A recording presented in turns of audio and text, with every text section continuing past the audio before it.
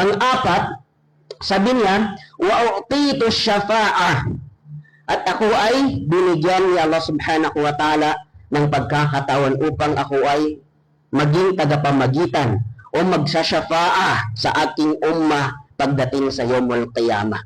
Nakikita natin dito mga kapatid kung paano tayo minahal ng Rasulullah sallallahu alaihi wasallam. Hindi niya nilubos-lubos ang kanyang kahilingan dito sa mundo sapagkat alam niya na hindi lang dito nagtatapos ang buhay ng tao.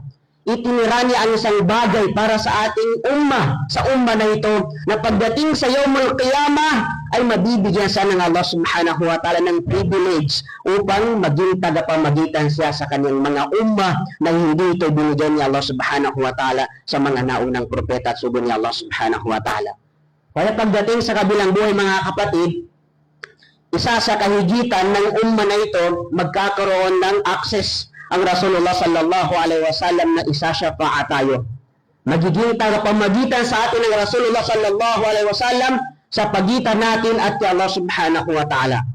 Magsasyafa'a ang Rasulullah sallallahu alaihi wasallam doon sa mga tao na yun na binanggit niya na papasok sila sa paraiso na walang paglilitis.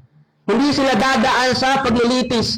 Yung 70,000 na mga tao na papasok sa paraiso na hindi dadaan sa anumang paglilitis, magiging tagapamagitan ng Rasulullah sallallahu alaihi wasallam sa mga tao na yun.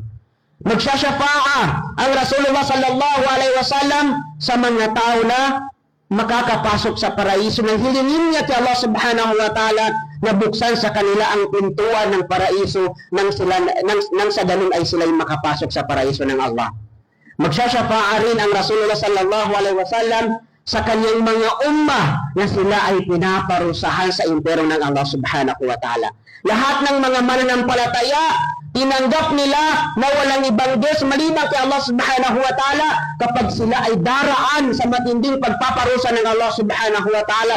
Isang magandang balita sa ating sariling Islam sapagkat isyasyafa'a pa rin ng Rasulullah sallallahu alaihi wasallam yung mga tao na yun na sila'y pinaparusahan sa impyerno hanggat sa mapagbayaran nila ang kanilang kasalanan doon sa impyerno ng Allah subhanahu wa ta'ala.